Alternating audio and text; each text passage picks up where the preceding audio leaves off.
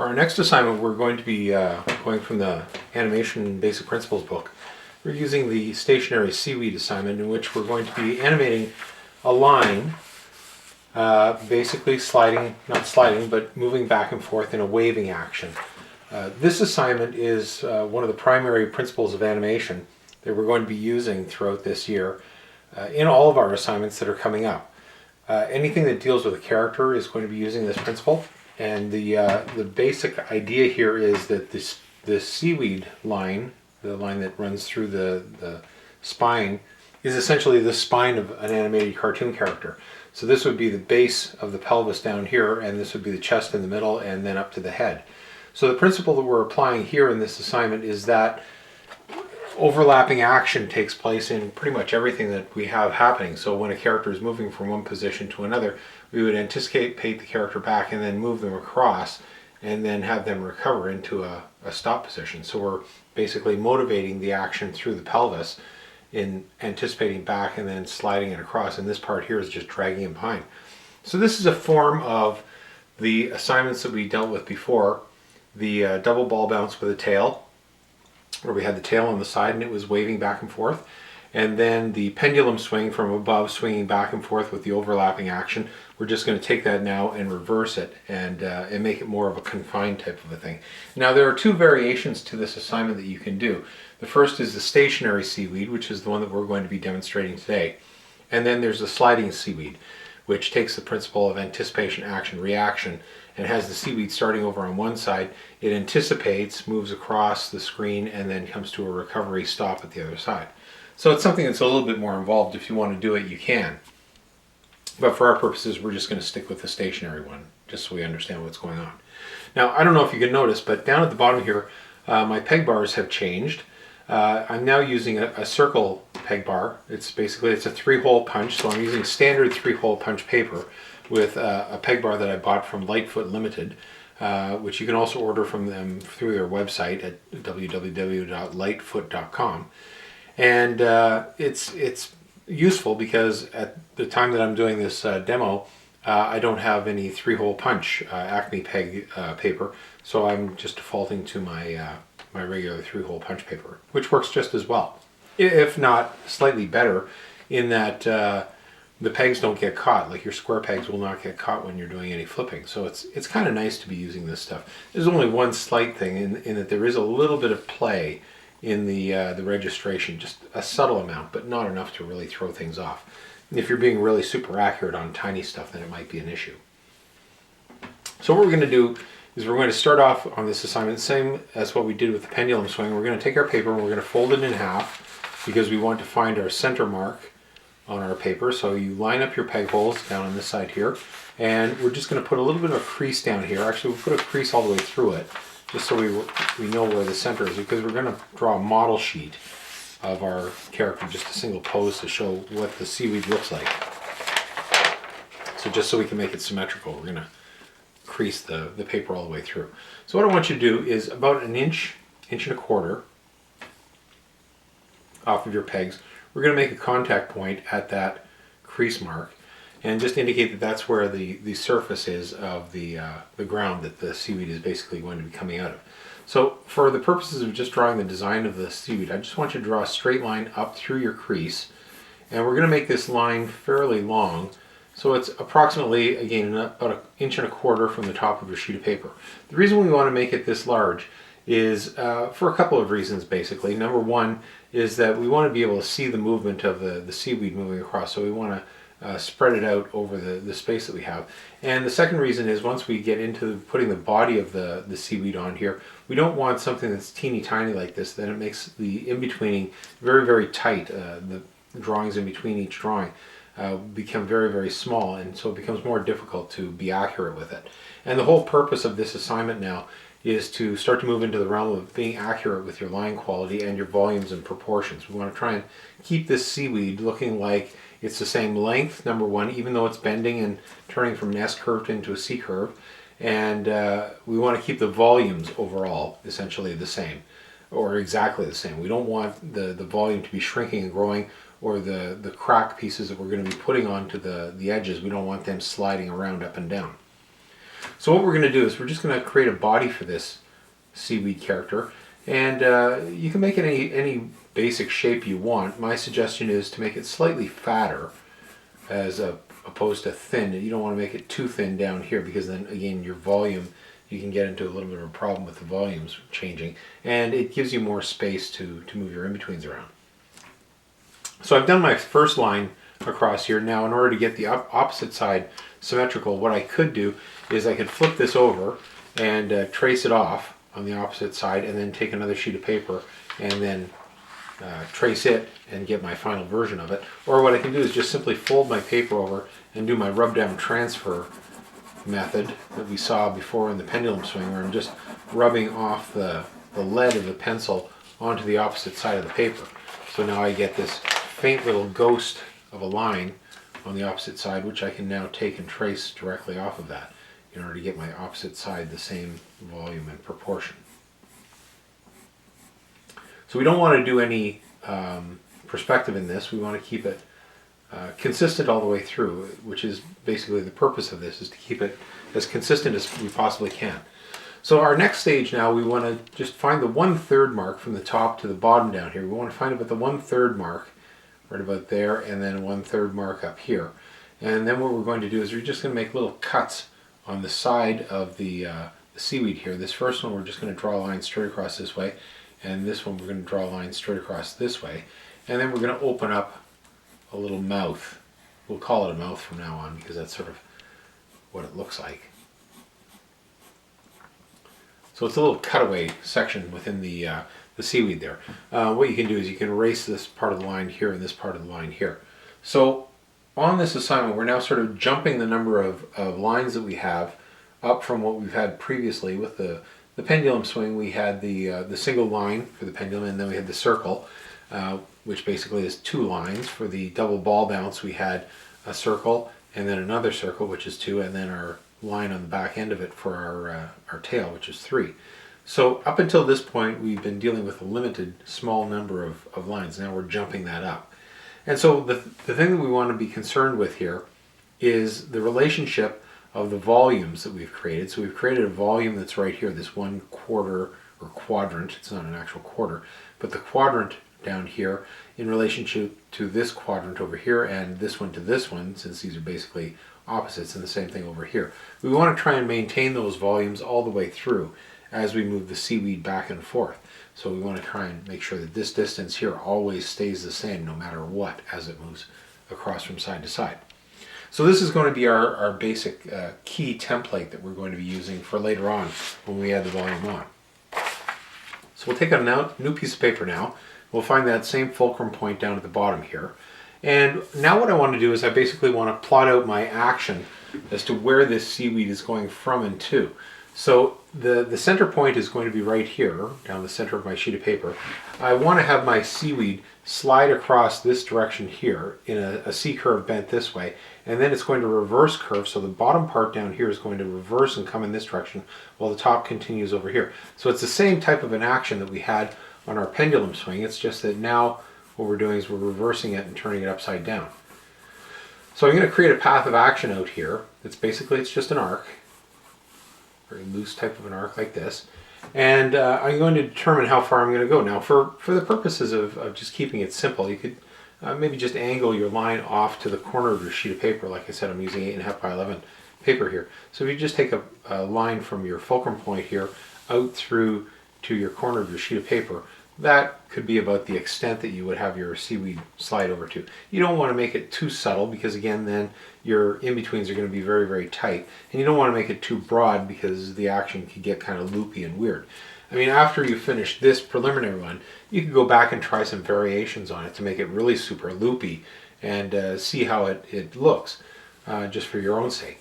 But here we're just plotting out this path of action that's going to arc across in this direction here. So what we want to do is we want to plan out now the fact that it's going to be traveling across this way, it's going to be slowing into this position and then reversing and coming back. Now, the path of action will be along this line, and when it gets to this end, it's going to stop at this point and then continue back on the exact same line. But for the purposes of visually seeing where your in-betweens are, I'm going to create 2 tracks here.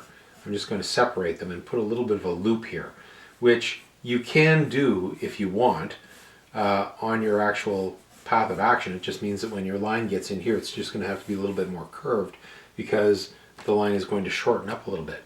So it can loop like that, or you can keep it in a straight line. Again, whichever way you want. It just depends on how much you're going to curve it. So as I said, we're going to have our seaweed go across here. We have an end point where it changes direction right in here. So we know that this is going to be a key position here. What we don't know is where is our start position. So as we did with the overlapping action on the double ball bounce with the tail, we started in the middle as the ball was going its fastest, right in the middle part. I lose on drawing like 5 or something like that. And we knew that the tail was going to be trailing straight up. So with this one here, we could do sort of the same type of thing. What we did with the pendulum swing is we chose the midpoint where we knew that the pendulum was going its fastest through the arc. So you can choose somewhere in the middle here. What I sometimes like to do is not necessarily pick the exact center point, but have the line sort of bending across like this so that it's on a little bit of an arc here. And again, this is open to many variations. You don't have to stick with exactly what I'm doing here. You can vary this if you want to. If you want to put your halfway point directly in the center and bend it out that way, you can do that. But I'm going to start over here. And we'll see why later on as to why this could work. So what we want to do now is we want to make sure that the overall length of the line is the same. So you can see that from this point on my arc, I've got the straight line here on this drawing. If I've got this arc going across here, if you pick this point, then that would be accurate to the length of the line going across this way in a straight line. But now I bowed it. So therefore my line is actually getting longer. If you took your paper and rolled it up the length of the spine like this, you would find that all of a sudden your line is considerably, well, not considerably longer, but a little bit longer than it actually should be. So we're just going to lop it off just a little bit there and just use this path as a guide to say this is where it's going, but it's actually following a line that's closer down here. So this is going to be our start position. We can call this drawing number 1. We'll just mark it off here. This will be our planning page. And we know that we want the seaweed to be moving across the page here. So we do have an end point here, and this end point here is essentially where the seaweed is going to go to its complete reversal into the opposite C position. So the question that often comes up is, how do you know that that's the position that endpoint is going to be in? Well, it's a matter of playing it through in your mind, or maybe even trying to find something around the house that could be used as an example of something like this. So what I did on the last assignment was I took this hockey puck and I attached it to a wire and used it as my example for the pendulum swing. So as it was moving through its path of action, arcing through like this, when it gets to the high point up here, this part over here begins to reverse its direction and bends down in this way. And so we get our S-curve reversal as this part here continues up and then hits its high point and then comes back down again. So using something like this, I can create a visual model essentially for what my path of action is going to be at any given point in time. I mean, I'm not going to reverse the curve in this direction here as it's coming across. It would bend continuously through like this until it reached its opposite side. So why not use this exact same thing here as an example? I could use my hand, I could use my arm if I wanted to plot this out. So this position is going to be right here, and it's going to be arcing across this way. And then what's eventually going to happen is at a certain point, this part down here is going to reverse its direction and start going opposite. And then this part here will catch up and snap over here. So basically my opposing key is going to look something like this in that position. So what I'll do here is I can approach this in two different ways. Number one is thinking it through the way we've just done and planning it all out and seeing it in your mind. The other way is to plan it out on paper here and say, okay, I've got a key position here and I've got a key position here. If we default to our standardized idea of where do your in-betweens go, we would place a halfway in-between right here, and then we place another one in here because we want it to ease into that position. So we're going to slow down and then speed up as we come out. So by simply putting that halfway position right there, we've automatically created a slow in action. So in order to further this, we're going to put another in between in here because now we're dealing with 1, 2, 3, 4, 5 drawings, which if we shoot this on twos is going to end up as 10 frames, which is just a little under half a second. Maybe we could prolong that a little bit more. So if we put another in between in here, we now have 1, 2, 3, 4, 5, 6. But also you'll notice over here, maybe that spacing there is a little bit big. So what I might want to do is I might want to drop another in between in here to make it evenly spaced here, and then it begins to slow down to a stop there, and then reverses direction.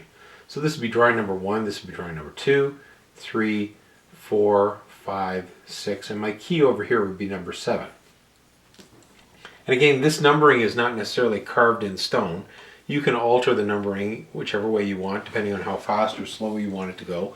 It's totally up to you. So then coming from this key position here, we want to reverse direction and come back out in the opposite direction so that we're catching up to the other side. And then we're going to take these drawings, as I said before, and mirror them onto the opposite side. Since we're only doing 1/2 and it's based on the center line, we can mirror it and throw it over. So we have to know what our next key position is going to be, and it's not going to be over here. It's going to be in the opposite of this key position here, which would be crisscrossing over this way. So the line would actually crisscross through my center point there and arc across this way. So my other position would be over here, closer to where the number 2 is. So from this position here then, on my second line of my arc, I want to find a halfway position between 7 and this drawing right here, which would be right about here. Then I'm going to slow out, or slow into the action here, and put another in-between in there. So you can see the corresponding in-betweens, they're getting slightly further apart over here. If I wanted to, I could put another in-between in here, but then I've got to remember that my overall spacing, I probably want to start to slow down on this side over here. So that's what's going to happen when I came across here. You can see I put the slow in over here. These ones are all going constant, but this distance here is smaller than my distance from here to here. So therefore I might want to keep that one rather than chopping that in half, because that's going to slow down too much. Then it'll start going faster over here. So I'll leave that one as it is, and when it comes across the opposite side, that's when it'll start to slow in. So I'll have these 3 in-betweens here to my next key position, which is here. So that makes this drawing number 8, this one number 9, the halfway position is 10, and my other key over here is number 11, which is the opposite of drawing number 1. So then when I progress through to the opposite side and swing my seaweed off to the other side, I'm just going to replicate these drawings flopped over. So my numbering sequence is going to be 1, 2, 3, 4, 5, 6, 7, 8, 9, 10, and 11 is the same as number 1. So those are my 2 key positions there. 7 is also a key over here. So I'm just going to parallel the numbers. So it just works out this way that the numbers were going to line up. So 2 is 12, 3 is 13, 4 is 14, 5 is 15, 6 is 16, 7 is 17, and that's my opposite key on the opposite side. 8 is 18, 9 is 19, and 10 will be 20. So the total number of drawings that I'm going to have in this entire cycle is 20 drawings, and 20 will then loop back into number 1 to complete the cycle. So this now plots out my overall path of action of where I'm going from and to. So having planned that out, deciding how many in-betweens I'm now going to have in this overall action, I can now begin to figure out where my individual drawings are going to go and what they're going to look like. So we know that going from number 1 to number 2, I'm going to basically have the exact same type of a curve. It's going to arc like this because it's pulling across this way. Same thing with number 3. And now as I move into number